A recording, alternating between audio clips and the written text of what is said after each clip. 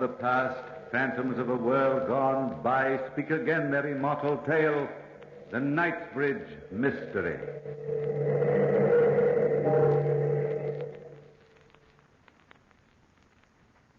Saturday night, I killed Gardner.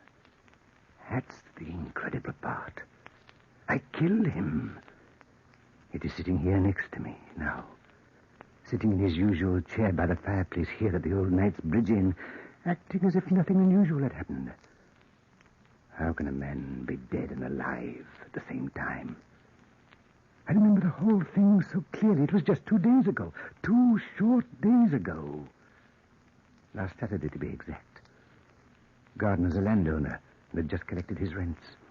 The banks were closed, so he hid the money in his room here, and his room is next to mine. And it was all so easy. It was raining that day. Yes, it was raining hard enough to drown out the screams of a man being murdered. Gardner, Professor Nelson, and myself were sitting around the fire, just as we're sitting now. And I needed money. Needed it desperately. Well, not for myself, I don't count anymore, but for my son, my boy Jack. He's 21, and a man needs money to keep his son in college. I'd done everything I could think of to raise that money. I'd even worn various disguises, wigs and makeup, and sat on the steps of the bank in London to beg for farthings. Imagine it. Me, Captain Cowan, being a beggar on the streets. And Gardner was rich, fat, rich, and alone. Nobody would miss him. That is, nobody but his fat, sleek cat. And I had my son, my boy, Jack. I remember everything that happened that Saturday night. The 3 of us, Gardner, Professor Nelson, and myself, were sitting around the fireplace, and it was raining. Nasty night, isn't it, Mr. Gardner? Yes, quite nasty, Professor Nelson. You know, I don't see why you scientists don't do something about the weather. Well, many men have thought about that very thing. Thinking. Oh, they ought to take action. Thought is idle. Action brings results. Oh, think me, if I haven't coined an epigram. Yes. They were talking about the weather, and I was thinking about killing Gardner. He had to die. That was obvious, and soon, too, but how? And who would be the scapegoat to hang for the deed? Somebody would have to be. Somebody. But who? I couldn't have managed to go downtown in this rain, even if the banks had been open today, blast it. Oh, it's confounded uncomfortable keeping large sums of money about you because of a conspiracy between the weather and the Bank of England. Well, surely the money is safe enough here, Mr. Gardner. One would think so, but you never can tell. Nothing makes a man more jumpy than keeping a large sum of money in his top bureau drawer. Of course, there's always the danger of robbery. Robbery, yes. Or murder. Murder, Captain Cowan. Oh, nobody in the Gardner family has died for generations. We Gardners just don't die. Rather set against that sort of thing. You've made up your mind to it, eh, Gardner? Quite, Professor. That should have been my first hint. He himself definitely said he couldn't die. Yes, he said it then, but I thought he was joking. Nobody ever knew whether he was joking or not. He had a dry, soft way of joking, but I didn't realize that then. I just sat there when the door opened and the chambermaid came in to tidy up. I was hoping that everybody would remain quiet so I could think the whole thing out, but she came toward us and... Anything I can do for you before I retire for the night, Professor Nelson? No, nothing, Barbara, nothing. Mr. Gardner? No, thanks. Girl, get your rest. You, Captain Cowan? Yes, as a matter of fact, I've got to get on to London tonight. Tonight, Captain, in this weather? Yes, Mr. Gardner, important business. So if it's not too much trouble, Barbara, you might tell the hostler, Mr. Cox, to saddle my horse. I ain't going down to the stables to see Mr. Cox, Captain. He ain't a man, Dan Cox ain't. He's a beast, he is. Come, Barbara. Poor Dan Cox is no beast. He's an unfortunate victim of an accident, which has reduced his mentality to that of a small child. Child, is it, Professor? He's an idiot. He'll murder a human someday, he will. Oh, it's not that bad, Barbara. Why, you're the last person I'd expect to speak decent of him, Captain. He don't like you. He says he remembers you from somewhere. He don't remember, though. And I says to him, not to talk about a fine gentleman like you, I says. Now, there ought to be a hospital for the mentally unsound. Not only for idiots like poor Dan Cox, but for men whose minds are warped and twisted. And those people may be completely harmless, but they need medical care. Do you think so, Professor? I'm sure of it. I've conducted many interesting psychological experiments on the subject, Captain. I've even known men who think they've committed a crime. Is there anything else, gentlemen? No, thank you, Barbara. Good night, Barbara. Good night. Good night. Good night, Barbara. You interest me, Professor. It's a fascinating subject, Cowan. There was a man once who thought he had murdered his wife and 2 children. He went to the station house, confessed the murder, and then killed himself. And he hadn't committed the crime at all? No, not at all. No, not at all. Well, gentlemen, you must excuse me. If I'm going to get to London tonight, I must be off. Good night, gentlemen. Good night, Carl.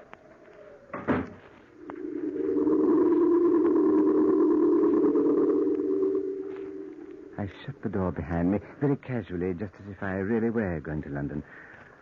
I walked to the stable through the heavy rain. You see how clever I was? And they thought I was going to London, and they didn't even suspect that Gardner was going to die. The dark, rainy night was perfect for the murder, and Daniel Cox appeared to me to be a likely victim for the law. He was an idiot, a poor fool who would be completely helpless in my hands, and the townspeople would obviously believe anything against Dan Cox. I knocked on the stable door. Dan Cox! Dan Cox! Hello, Dan. I came down to visit you. Did you? Did you? Mind if I come in? In here with me and the horses? Cox, you like me, don't you? I like everybody. Everybody. Everybody I like. Me and the horses. I saw you once. Somewhere. But where, Captain? Where? You're imagining things, Cox. I've been looking at you, Captain Cowan, trying to remember. I've never seen you before I came to this inn, Cox. Didn't you now? Didn't you? I wonder whether... Well, I didn't come here, Cox, to argue. I came down here as a friend to ask a favor. Favor, Captain? You like this one, Cox. Barbara sent me down here to ask you to do her a favor. Barbara did? Barbara? Pretty Barbara. Yes, she is, Cox. And she likes you. She told me that she wouldn't trade all the fine gentlemen at the inn for you. For me? Nobody likes me. Why, you misjudge yourself, Dan Cox. She asked me to get her a lock of your hair and a piece of your coat as a going-away gift. Is Barbara going away? Yes, day after tomorrow. She's leaving the inn for good. A lock of my hair and a piece of my coat. I know. Women are funny. Hard to tell what they're thinking. Well, will you give it to me? Are you lying, are you? Are you? Here, take my pocket knife. Here, you can snip it off yourself. Thank you, Captain. Thank you. Here's the cloth in the air. Nobody ever liked me before. Just my horses. My horses. Thank you, Cox. Why do you look at me like that, Captain? I was thinking what a lucky man you are, Cox. Oh, will you bridle my horse before you turn in for the night? I'll be leaving for London shortly. Yes, sir, I'll bridle Queenie right away.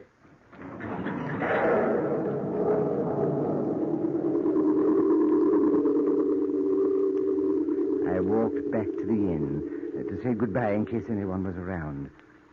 I had thought the whole plan out so carefully. Now I had evidence. The kind of evidence police officers look for. A piece of Cox's coat was to be found on the edge of Gardner's bed, and a lock of Cox's hair in the dead man's hand. That's circumstantial evidence. The plan was working perfectly. I walked briskly to the door, opened it, and Professor Nelson was sitting by the fire looking into the flames. When I walked in, he started suddenly. Haven't you left for London yet, Captain Cowan? Not yet, Professor. Where's Mr. Gardner? Oh, he took his cat with him and went up to bed. He was tired. Won't you join me by the fire? Some other time, Professor. But tonight I'd better start if I'm ever going to get there. Oh, yes, indeed, yes. Oh, midnight. Oh, I must be tired. My reflexes work by the clock, sir. Definitely by the clock. I think I'd better retire myself. Oh, well, Captain. Pleasant journey. Good night. Good night. Oh, why don't you sleep here and wait till tomorrow, sir? Traveling's difficult in this weather. Sorry, I have important business in London, Professor.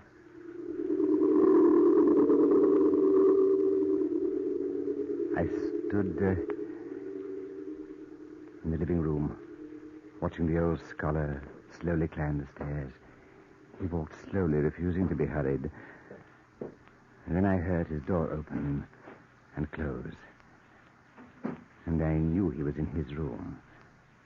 Then I waited for a short time and started to creep up the stairs to my room.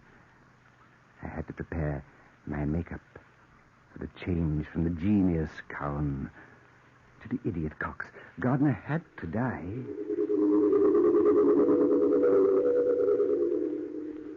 In less than a half hour, I had completed the transition. I stood in front of the mirror looking at myself. I'd done a good job. That I knew. The disguise was perfect. I was no longer Cowan. I was Cox, battered, bulbous nose, and a raggedy coat and dagger. I crept slowly to my window and opened it, planning every move, and I was clever. So very clever. Then I crept carefully out on the ledge.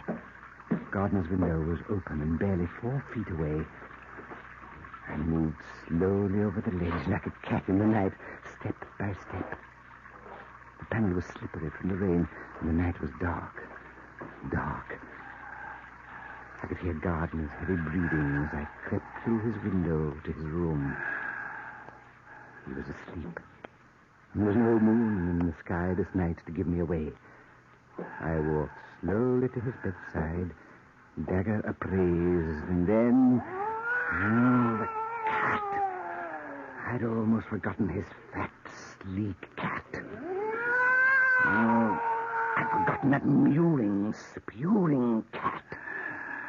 But I was clever. I worked faster. Right to Gardner's bedside, and then I plunged dagger. The knife... The knife went in deeply. And I remember his last breath. It was like the sound of a dying fire or the moaning of the wind, the futile gasping. And then he was dead. Dead. You see, I did kill him. I remember every single detail, and I was so clever. So very clever. I remember my cleverness. I killed him. And yet he's alive. Gardner's alive. Sitting here, next to me.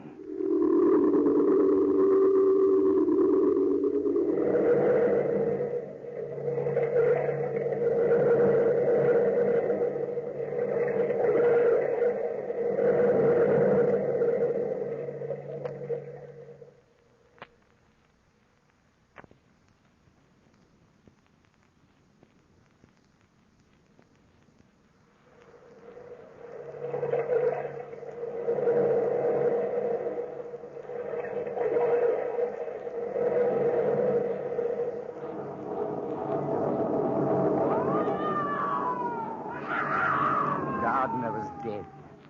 I stood by his bedside and pulled the knife out of his heart. I placed a piece of Cox's coat on the edge of the bedside and a piece of his hair in the dead man's hand. Then ruffled up the bedclothes and started my search of the room. I opened the drawers, the closets. Every single hiding place possible was combed for the money. I heard footsteps outside the door. Did I hear somebody scream out? Is anything wrong? Honey, I thought I heard. I had to work quickly. Get the money. Then I remembered Gardner had said it was in the top bureau drawer in the corner. Yes, in the top bureau drawer. And there it was. A knock on the door disturbed me. Mr. Gardner. Mr. Gardner. Did you call me? I didn't know what to do. Answer and pretend I was gardener. That seemed logical and clever. I strained my voice and called out. Oh, yes, Barbara. What do you want now, girl? I heard someone scream, and I thought that beast Cox was in your room, Mr. Gardner. No, everything's all right. Good night, girl. Good night, sir. I had to get out of there as soon as possible. Back to my room. Out the window, over the ledge. It had stopped raining. And the moon was coming out. A bright, full moon. It outlined my shadow on the ledge. And I remembered my own cleverness. If I was seen, they wouldn't see me. They'd see Cox, the half-wit Cox. I climbed in my window, clutching the money. I thought for a moment I'd seen someone on the lawn watching me.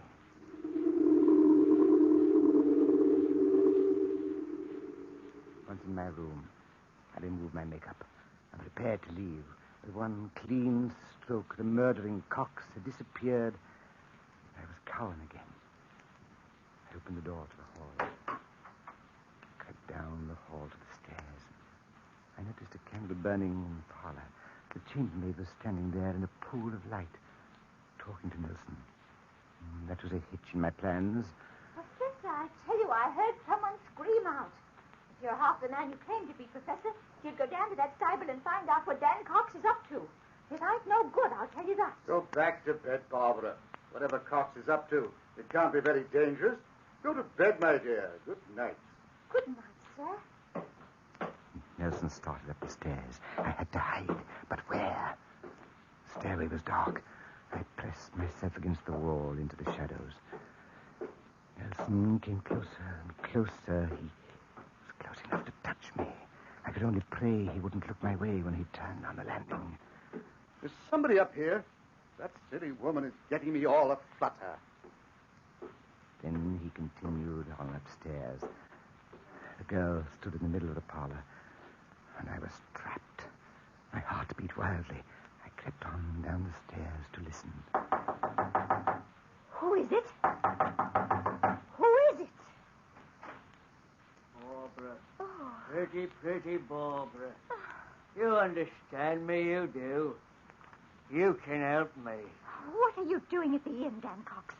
Go on, get back to the stable. You like me, don't you? No. I had to see somebody that likes me. Yes, I had to, 'cause I... Get away from me. Get away from me, Cox. I ain't going to hurt you.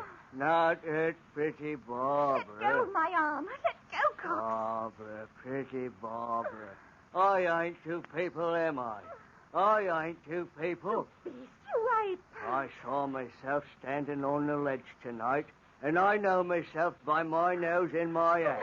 Let me go, It was Cox. me, standing on the ledge, looking down at me, standing on the grass near the end.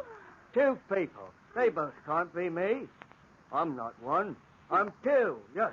And it don't make sense. Let me go. Cox, let me. Take your hands off my You're throat. pretty, Barbara, pretty. Oh. Barbara. Barbara. Dead. I must be dreaming. That's it. Dreaming. I'll go back to the stable and go to sleep. And when I wake up, this won't have happened. I've been dreaming all along. Else, how could I be sitting on the ledge looking down at me, sitting on the grass? I'll go back to the stable and wake up. The idiot had fallen into my trap, and I was pleased, so pleased. I moved very carefully, very slowly, creeping to the parlor, and I stopped. I looked at the still body of the girl, at the death-like quality of her face, and knew Cox would hang for a double murder. Yes, a double murder. That was fortunate for me. I opened the door, and the moon shone fully upon me. I hurried across the gravel path to the stable. My only thought was to get to London, to get to my boy, to my son, to Jack. I knocked on the door and called, "Cox! Dan Cox!" I look asleep, Captain? You look as if you might have been sleeping, Cox. Come, man, where's my horse? Your horse? What horse? Queenie. Is Queenie saddled? I must be dreaming. I am asleep, ain't I, Captain? Because if I was awake, I couldn't be on the ledge and on the grass at the same time. Do I have to get my horse myself, Cox? I killed a woman, Captain. I killed her. Why am I two people? I killed her, and it's your fault, Captain. It's all your fault. I hate you. I hate you. What are you talking about, Cox? You don't know, do you? No, you don't know. You told me she liked me. You said she wouldn't trade me for all the fine gentlemen in the inn. You said, and you lied. Because she hates me. Are you insane, Cox? Do you think anyone would believe that story, the story of an idiot? Idiot? I'm not an idiot. I had an accident a long time ago. A funny accident. And sometimes I can't remember. Sometimes I... Stop it, Cox, and get my horse for me. Sometimes I can remember clear. Like sometimes I can remember who you are. And then again I can't. And you made me kill her. And it's all your fault. Fool, I'll teach you a lesson you'll never forget. Get out of my way! Oh, I'll saddle my horse myself.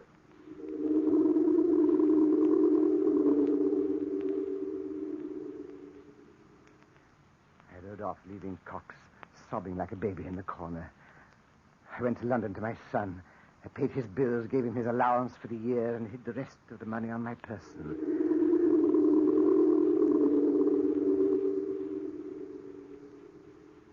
And then, this morning, I returned to the inn and found these men sitting here at the old Knight's Bridge Inn, chatting gaily.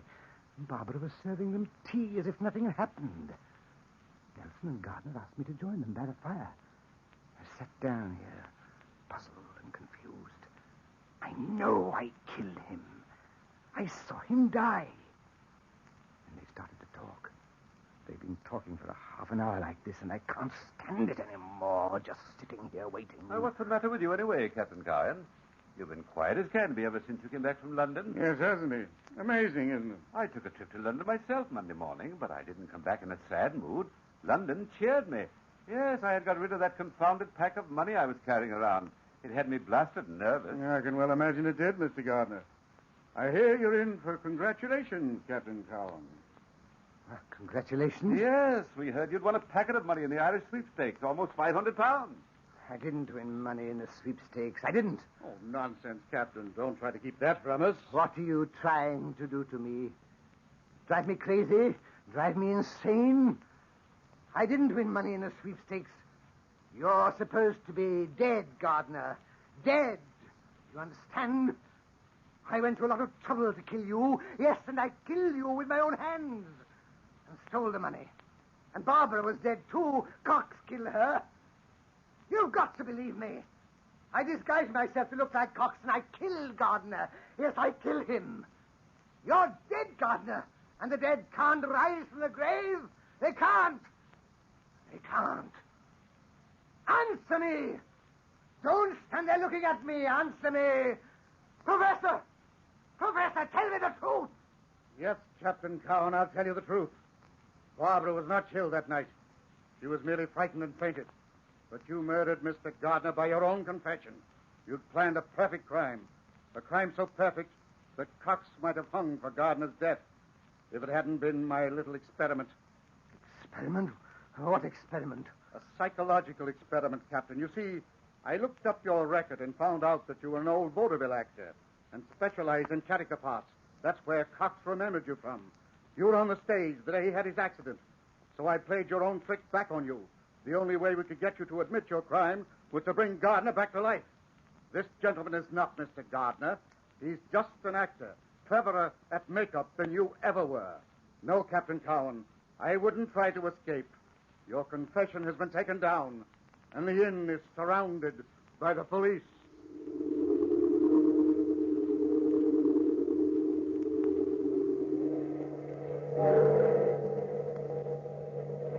From the time-worn pages of the past, we have recalled the Knightsbridge mystery.